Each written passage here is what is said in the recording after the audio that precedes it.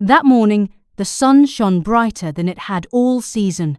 The sky was clear, with no cloud in sight, as if the heavens themselves blessed the union. The birds of the forest came out, singing louder than usual. Even the wind seemed to pause, carrying the sound of drums across the village.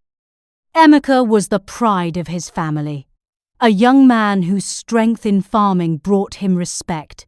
His yam barns were full, his palm trees bent low with fruit.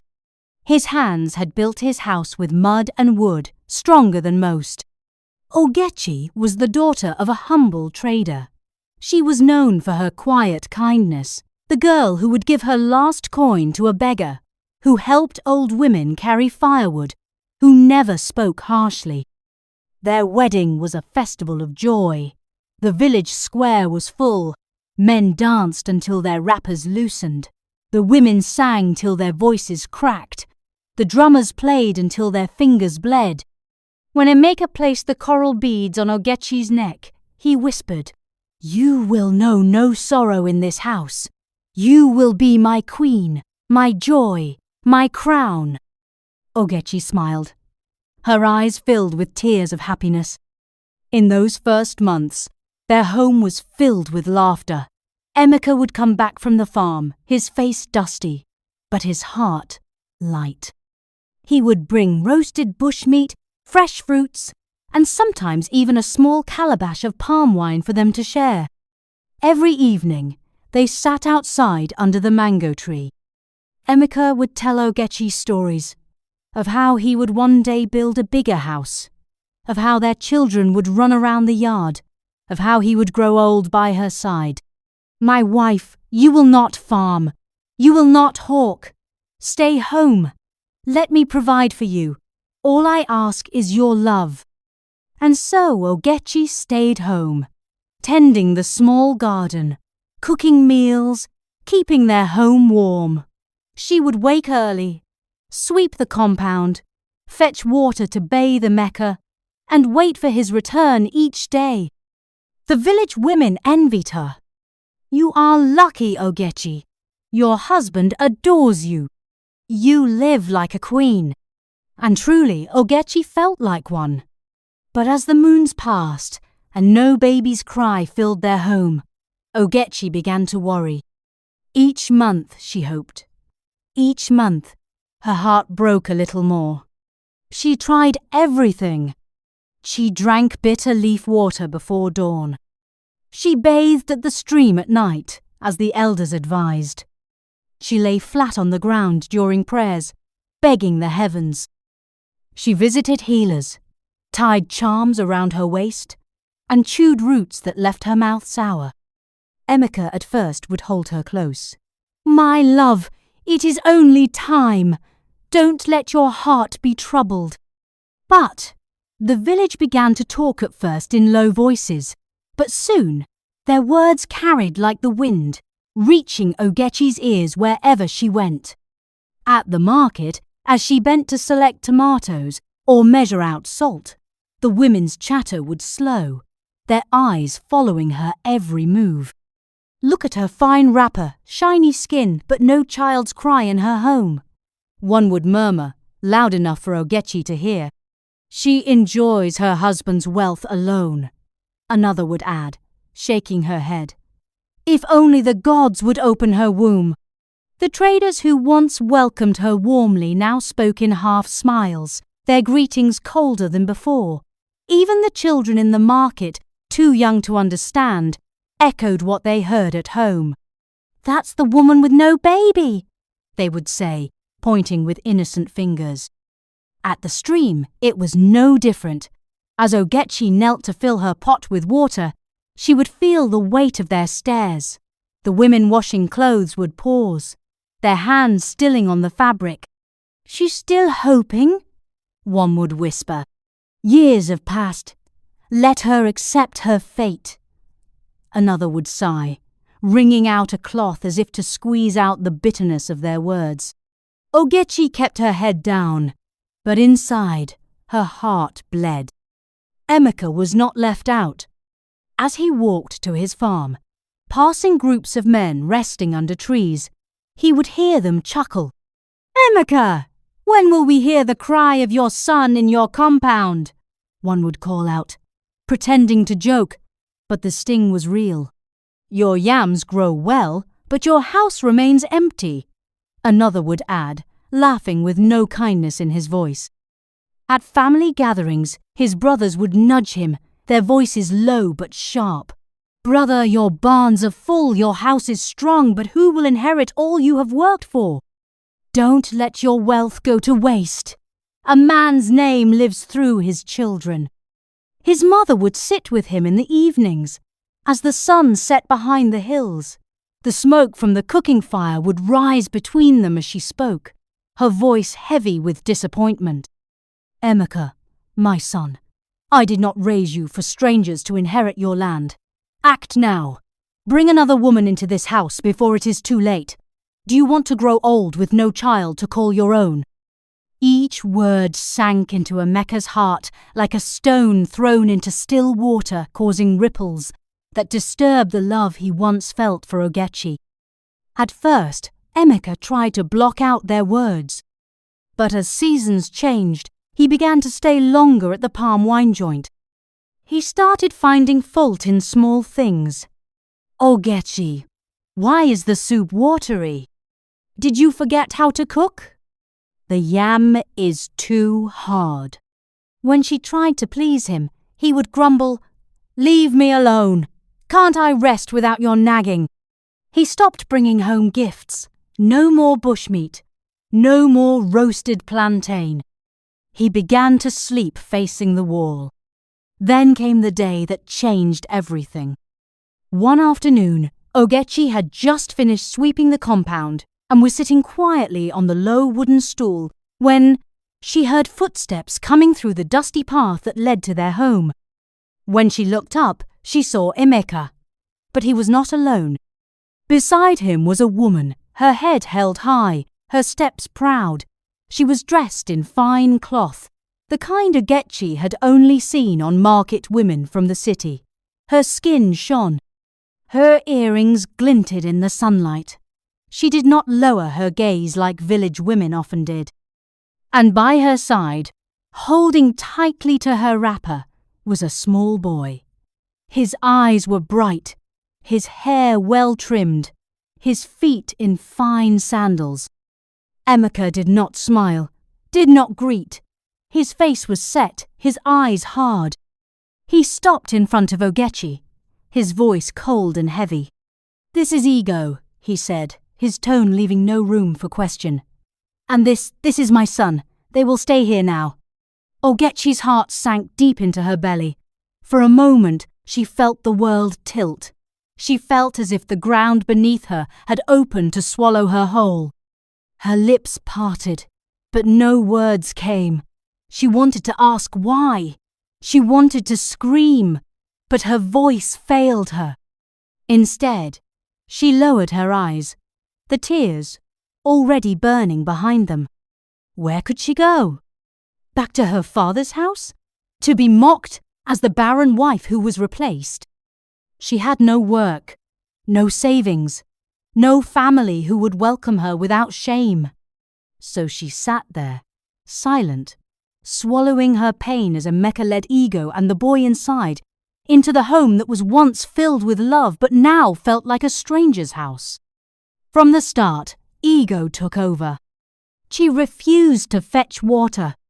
Oge would sit under the shade and fan herself while Ogechi swept, washed, and served. Ego would say, "Are you deaf? I said bring more water. You're too slow. No wonder you have no child." Emeka would watch and say nothing. When Ogechi cooked, Emeka would taste and complain. "This food is tasteless. There is no salt. Did you pour sand in the soup?" But for Ego, he would bring gifts. Fresh fish, odor soft mats, sweet bread from the city. He would rub Ego's feet and say, "Rest. Don't stress yourself." Ogechi's days became harder with each sunrise. From the moment the cock crowed, she was on her feet sweeping the compound, fetching heavy pots of water, washing clothes till her hands became rough. Yet no one saw her effort. Ego would watch her from the veranda, arms folded, her eyes cold. "Pack your things," Ego would say, her voice sharp like a blade.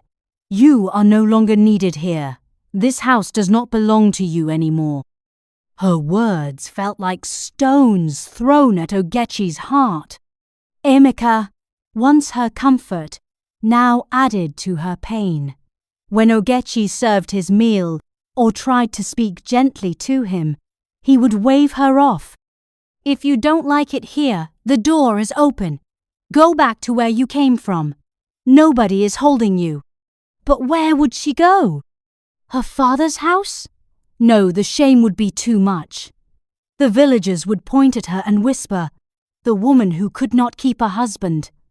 The barren wife." Ogechi stayed. She stayed because she had no choice. At night, when the house was quiet, she lay on her thin mat, staring at the roof, listening to the night birds and the crickets. Tears rolled down her face, soaking her wrapper. Many times, dark thoughts crossed her mind. She thought of the river beyond the village. "If I walk into its deep waters, the pain will end." But just as quickly as the thought came, something stronger would rise in her heart. A small voice of hope would whisper, "Maybe tomorrow will be different. Maybe the heavens will hear me."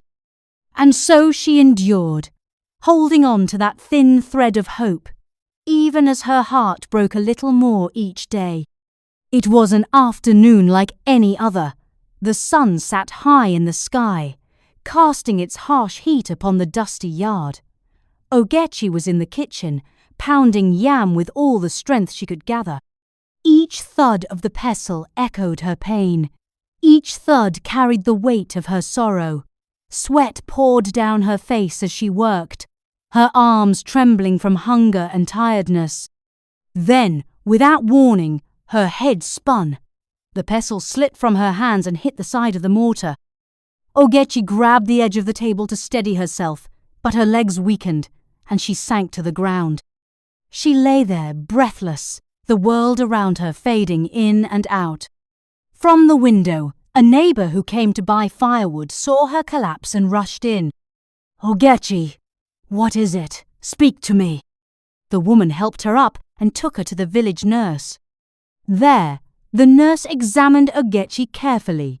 She checked her pulse, felt her belly, and smiled that warm smile that could chase away storm clouds. "My daughter, stop worrying.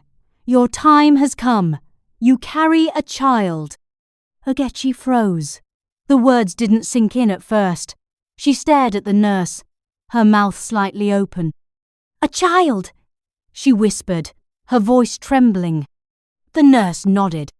"Yes, the heavens have remembered you." Tears spilled down Ogechi's cheeks. She fell to her knees on the cool floor, lifting her hands in thanks. For the first time in years, hope flooded her heart. That night, she could not sleep. She lay awake, one hand on her belly, whispering to the life growing within. The next morning, before the cock crowed, Ogechi prepared a special meal for Emeka yam pottage with fresh fish, just as he liked it. When Emeka returned from the farm and sat to eat, she knelt before him. "My husband, I bring good news. The gods have answered. I am with child." Emeka looked at her in shock. For a moment, his hard face softened. His eyes searched hers, and slowly his hand reached out to touch her belly. "Is it true?" he asked, his voice low. "It is true." For the first time in a long while, Emeka smiled at her. But from the corner of the room, Ego watched. Her face darkened. She too was with child, but this news was like fire in her heart. She hated the thought that Ogechi might now share the honor she had claimed. Days passed, but Ego's bitterness grew. She could not stand the way Emeka's eyes now sometimes drifted towards Ogechi's swelling belly. At night, While Emeka slept, Ego lay awake, her mind filled with evil thoughts. How can I remove this woman and her child from this house? She began to plot. One afternoon, when Emeka had gone to the farm, Ego called Ogechi. "Sister," she said sweetly, "you are with child now. You must eat well. Let me prepare something for you today.